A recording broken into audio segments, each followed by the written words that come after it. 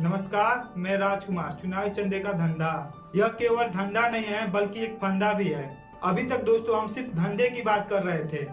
आज हम इसके एक और रूप फंदे की बात करेंगे कि कैसे विपक्षी दल कांग्रेस पर फंदा कस दिया गया है। कांग्रेस के सभी खाते जब्त कर दिए गए हैं। पिछले एक महीने से उसके सभी खाते जब्त हैं। इस चुनाव में प्रचार से लेकर उम्मीदवारों को जनता के बीच पहुंचाने के लिए खर्च नहीं कर पा रही है।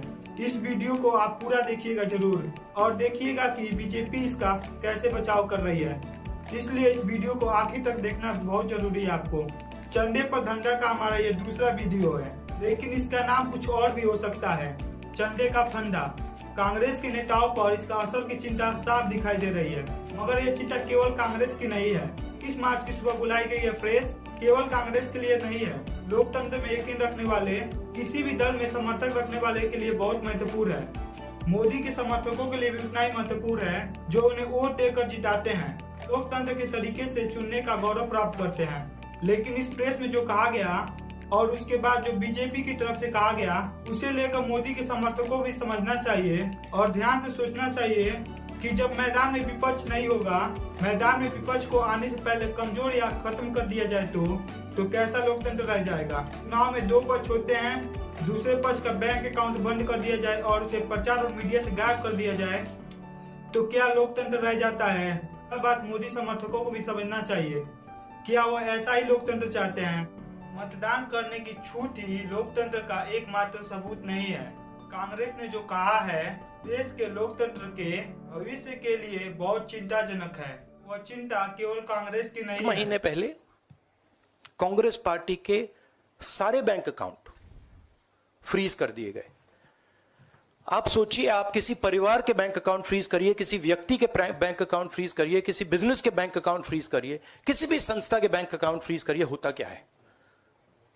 एकदम खत्म हो जाता है।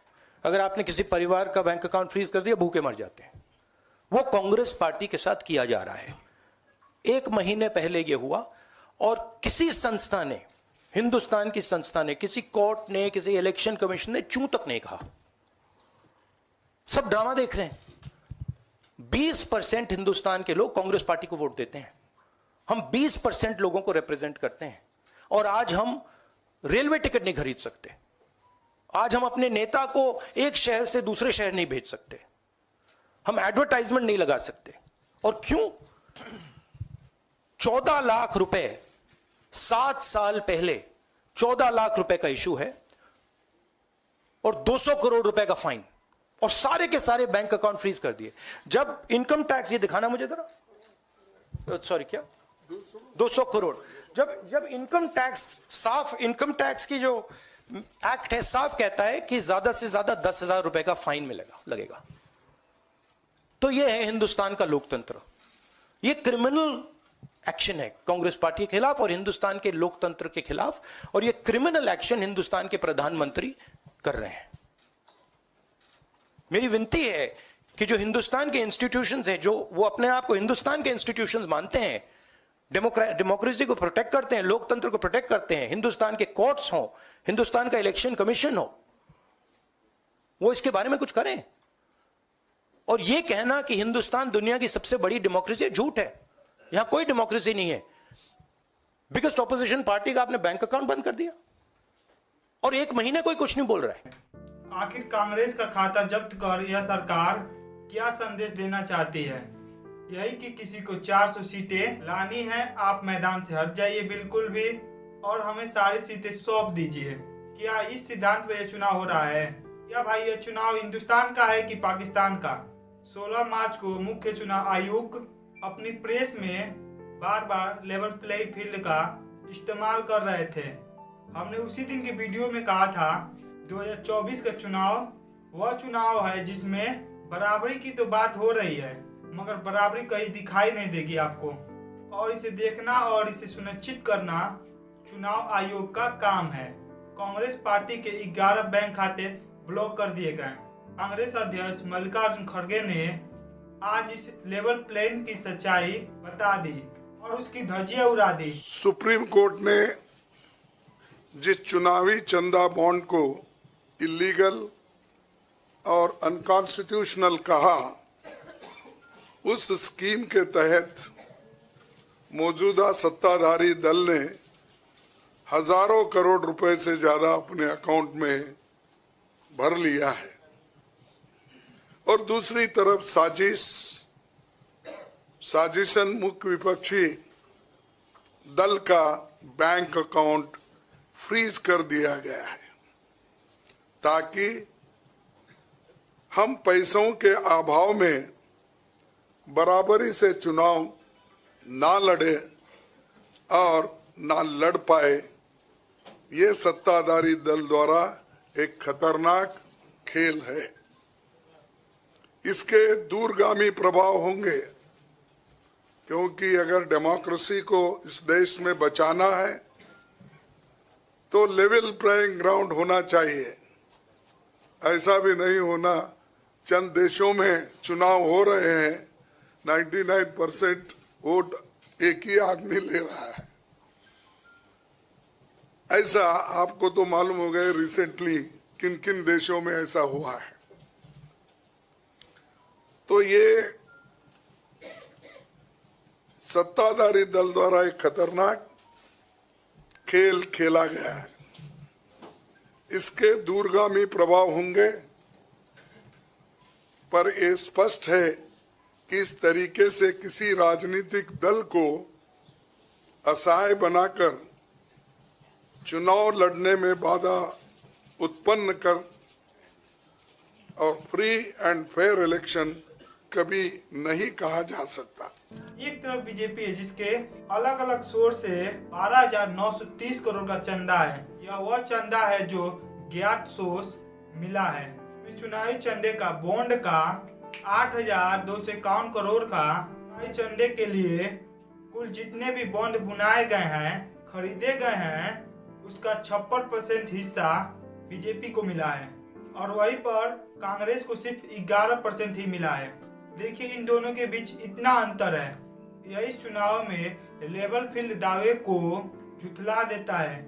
वही एक पार्टी धुआंधार प्रचार करेगी और वहीं पर एक पार्टी बिल्कुल भी प्रचार में नजर नहीं आएगी। आपको कांग्रेस के बैंक खाते हजारों करोड़ रुपए का हिसाब नहीं देने के लिए बंद नहीं किए गए। मोतीलाल वोरा जी के समय 2017-18 के एक केस को लेकर के इनकम टैक्स डिपार्टमेंट ने 2017-18 के बेसिस के ऊपर 7 साल बाद में जाकर के हमारे बैंक के खाते अब जाकर के फ्रीज करे हैं, उसकी जानकारी दी। मैंने कहा कि ये 7 साल पुराने कैसे फ्रीज किए जा सकते हैं और टाइमिंग इसका कैसा है। लेकिन मुझे अभी बहुत दुख के साथ कहना पड़ रहा है कि पिछले हफ्ते ये नोटिस हम लोगों के पास में आया है। इसकी कॉपी आप सब लोगों को मिल गई है, आप सब लोगों के आ गई। आप जरा देखिए, ये सीताराम केसरी जी के जमाने का नोटिस हमें पिछले हफ्ते आया।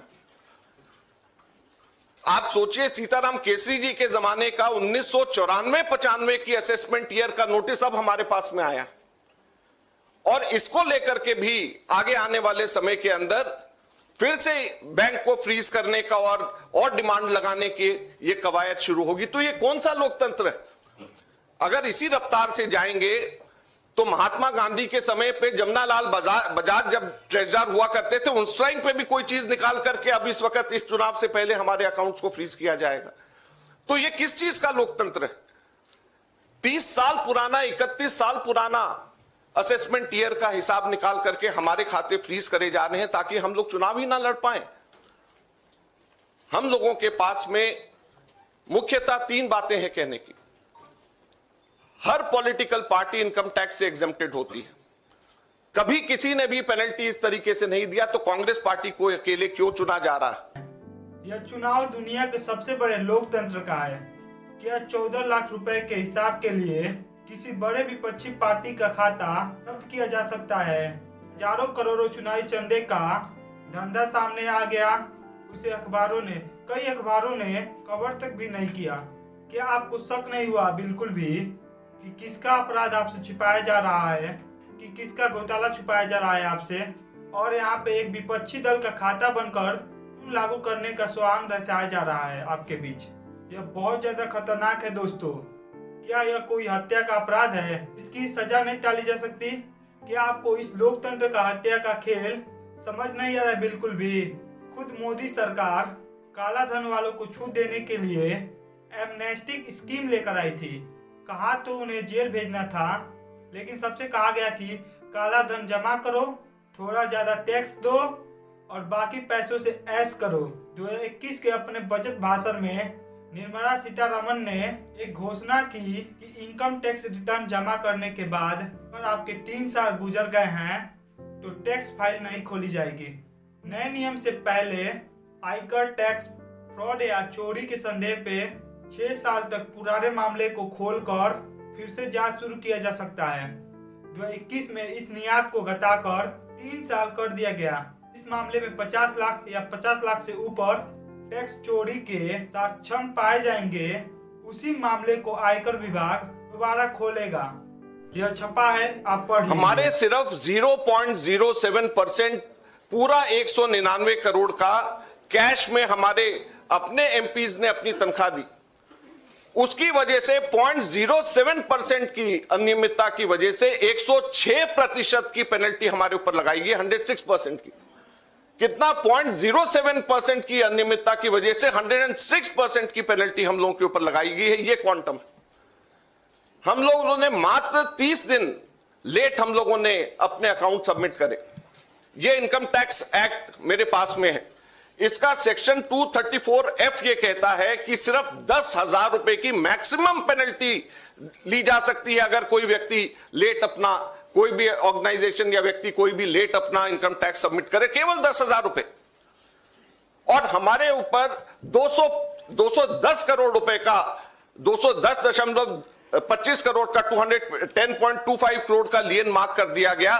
10,000 की सिर्फ पेनल्टी, सिर्फ 0.07% का हमारा टोटल अकाउंट में से कैश के अंदर लिया गया। ये कहां का न्याय?